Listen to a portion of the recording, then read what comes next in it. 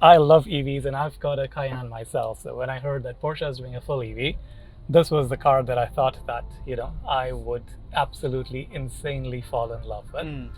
That didn't happen, unfortunately.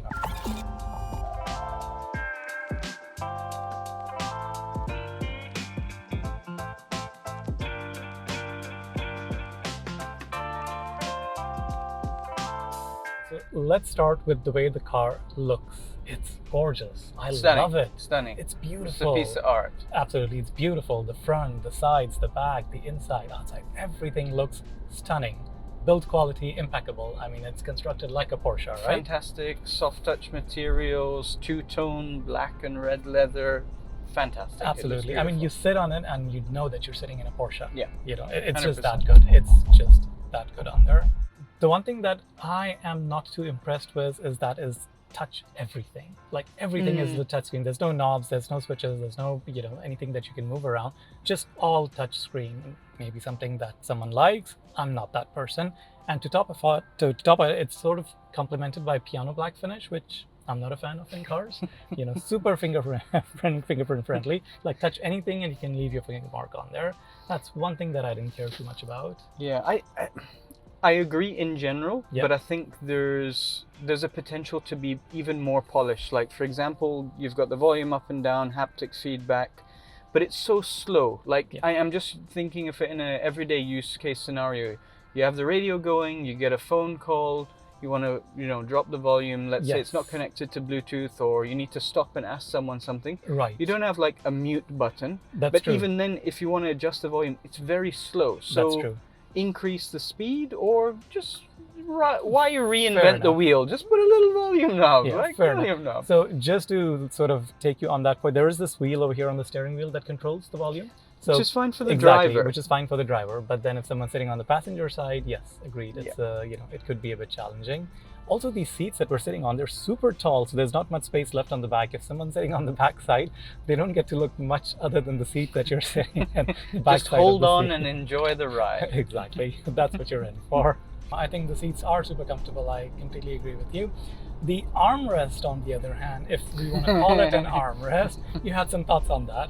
Yeah, so you've got the wireless charging inside. Mhm. You've also got your USBs to connect physical for CarPlay, Sure. There are a couple of USB ports in there. 2 USB ports. But when you open the armrest, Yeah.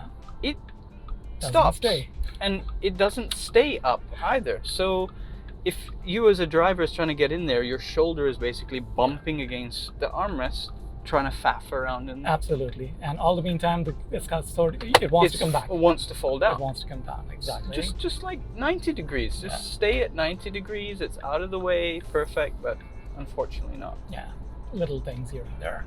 All right, so moving on to the tech side of things. Now, one of the things that I really liked about this car is you come in, you sit, and the car starts automatically. I mean, there is a button over here to push start and stop.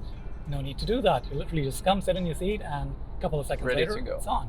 I like that. I think they've done a good job with that. Sam, what year are we in?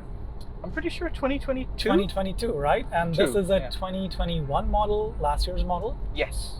There's no Android Auto on this car. There's no wireless CarPlay on this car. Come on. I mean, I've seen cars older than, well, I won't say as me, but I mean, I've seen cars older than a few years back that support both of these features. Why hasn't Porsche done this? It's very surprising. You can only access CarPlay through a wired connection, which is on this car. Why? It doesn't make sense to me. There's no reason. There's no justification for not having wireless CarPlay in a 2021 car. I wish they would have changed that. Now, what's interesting though is their integration with Apple's ecosystem, because there is an option in here where you can map one of the steering buttons to create a radio station out of a song you're listening on Apple Music. So very cool. Exactly, that's very interesting. You kind of think, okay, they've gone that far where they've actually integrated with Apple Music. Where you're listening to something, you like the song, press a button, and bam, it creates a radio station out of that. And then they don't have wireless CarPlay. Come on, what's happening over here? Here, the entire dashboard is a screen, and again, you've got a 3 circular layout over here. You can customize each one of them based on what you like. The cool thing is that if you want map across the entire screen for this instrument cluster, you can do that too, which kind of gives you a nice little mapping overview. So that's kind of nice, which then kind of makes you wonder that they've got 3 screens here that we spoke about earlier, Yeah. right? Now, if you have mapping on this screen, if you've got media on this screen, what do you use the 3rd screen for? To take phone calls? I mean, that's one thing that they haven't utilized very well. Yeah. I wish there was some apps, YouTube or whatever else on there. Maybe you could watch some videos on it. Stick a USB in the car, fine, if you don't want to Or use data. screen mirroring even. Screen would have been mirroring. nice. Oh, absolutely. That would have been a great feature. Absolutely. So one last screen that we need to talk about is somewhere here below the AC vents, and we'll talk about the AC vents as well. We have some thoughts on that. It's sort of like a haptic screen that sort of sits right in the middle where your gearbox generally is in your traditional cars. And you can use it to swipe around across the UI, kind of like a Lexus touchpad, or think of Yeah. a touchpad, you can kind of move around, things like that. I didn't care much for the screen, honestly speaking. I think I, again, would have preferred a little bit more control, maybe like a rotating wheel which can sort of move up, down, left, right, press on it for interactions with the menu, like the older cars. Just not a big fan of touch for everything. I think it's okay. The only thing is, again, it's like it's not utilized to its maximum potential. So the lower section has got the trackpad, the touchpad, and the upper section has got the AC controls. It doesn't always need to be there. So allow you to have the AC controls there as well as something else. So it's more customizable. Fair enough. And then you can utilize it for what you want. So if you don't like the trackpad, happy days. You don't have to use it. Fair enough. If someone does like it, they can use it. Fair enough. Coming to the AC controls, now you've got your AC controls here for fan and temperature, but you can't move the ports or basically the position of the vents. Yeah, you can't adjust the vents. You can. I mean, it's all computer controlled, touch control. See what I mean? Everything has to be touch based. I really don't get it. But I think, like you're saying, there's a little section over here for AC controls. You can't adjust those from here, can you? No. Does it let you do that? It doesn't let you do that. You kind of have to go into a menu on the main screen and then tap on the AC controls for whatever thing and then kind of get to it. So it's a bit of a process, I think. Sure. Fair enough. I mean, you've got a touch screen where you move the vents and stuff. It's cool for sure. I think it's more form over function. But again, it has that cool factor on there. Sure. My wife liked that as well. She thought it was quite nice how you can just rotate and get the air towards your side or whatever. But when you get in a car and it's stinking hot and you just want the AC to blow on your face, you don't want to be going deep diving into a menu. Exactly. So it's like, utilize the screen that is already there. Yep. Put a little swipe thing. You can adjust the air vents right from this center screen, and it's like easy to use. Agreed.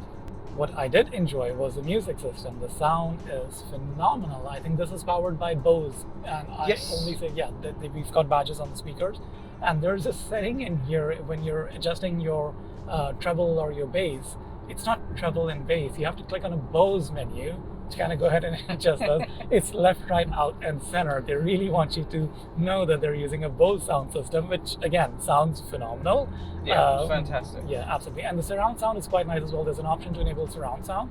And I had my daughters in the back seat and they could actually feel the sound moving. They're like, oh, this is cool.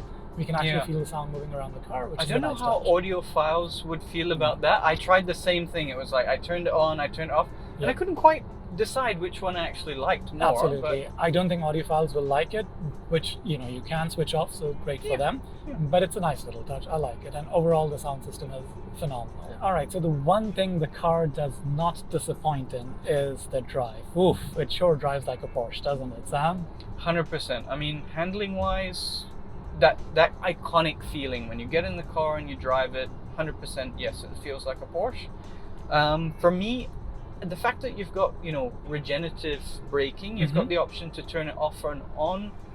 Some people, I think, like the fact that it coasts, it doesn't, regen too aggressively. Yep. For me, it's a case of, this is an EV vehicle. I want the most aggressive regen braking possible, so I could do, one pedal driving, for example. That's a fantastic option, and it's going to increase my battery life as well.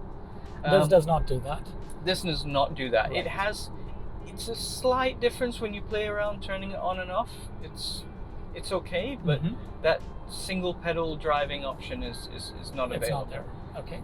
I mean, the base model that we have over here, 0 to 100 is what, about 5.1 seconds? 5.1 seconds, which is fast, but still not as fast as a Tesla.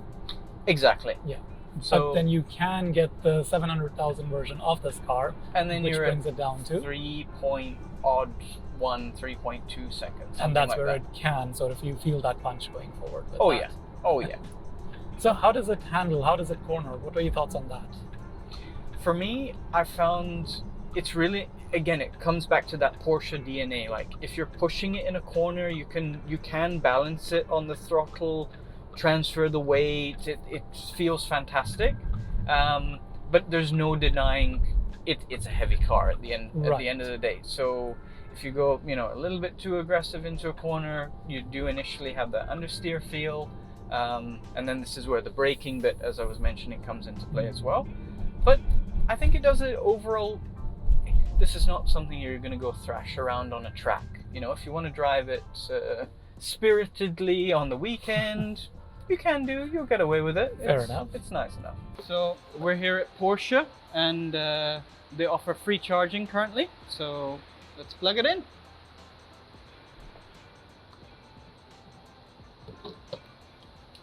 There we go. It's in. Cool. All charging. 12.1 kilometers per minute. Fantastic. Well, reasonably fast charging, right? We've only had it for about 5 or 6 minutes so far. Yeah. And you can see the range is now 117 kilometers versus about 50 something when we came in. No, it's fantastic. It's giving us a current stat of 10.7 kilometers per minute of charging, which is quite nice, great. quite fast. So basically in 10 minutes, you're getting 100 kilometers, and this is super fast charging. Indeed it is. And battery-wise, just to keep that in mind, the standard is 79 kilowatt hours. Okay. This has got the bigger battery, which is Right. 93.5 kilowatts. All right. So roughly that would take about an hour or so to charge fully. About an hour. About it's, an It's hour. giving us an ETA of about an hour. Okay, excellent stuff. And that being said, on a full charge, what kind of range can we expect out of this car? Again, this has the bigger battery. you This has mentioned. the bigger battery. Okay. So I think about 481 kilometers. That's not too bad, actually.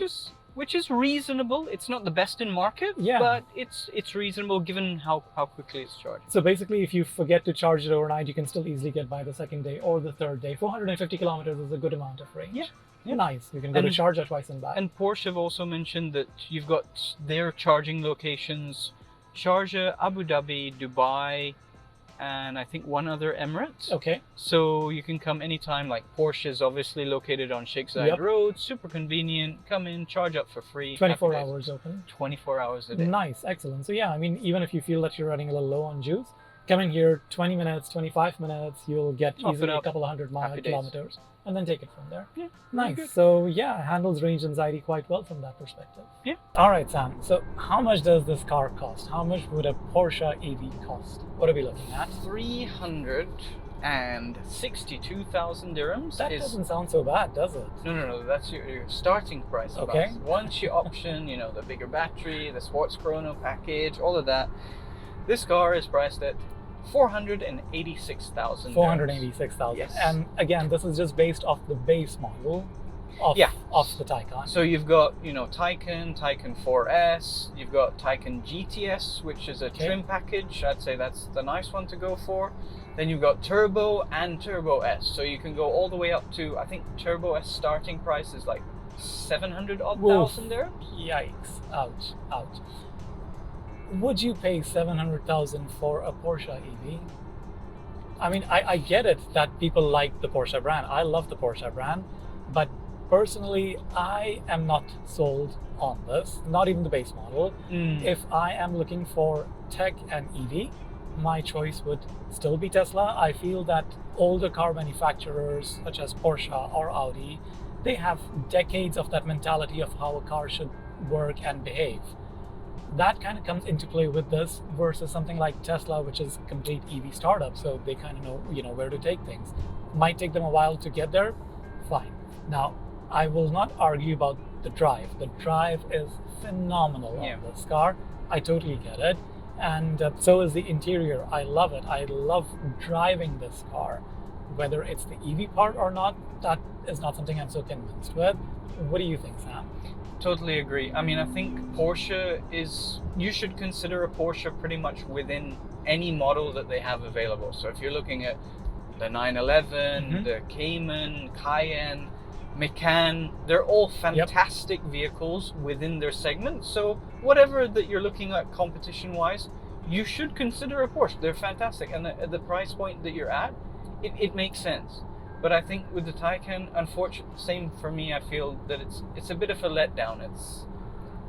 It doesn't add up. Fair enough, fair enough. Maybe a better route would be that if you do want to experiment with EVs, and if you've got a million dirhams to spare in the bank, maybe go for your 911 or the Perfect idea. absolutely, and then take a Tesla on the side as well, a Model 3 or a Model Y, something that's on the starting, just to sort of get a feel of that EV. I think that would be a combination of a best of both worlds, I'd say.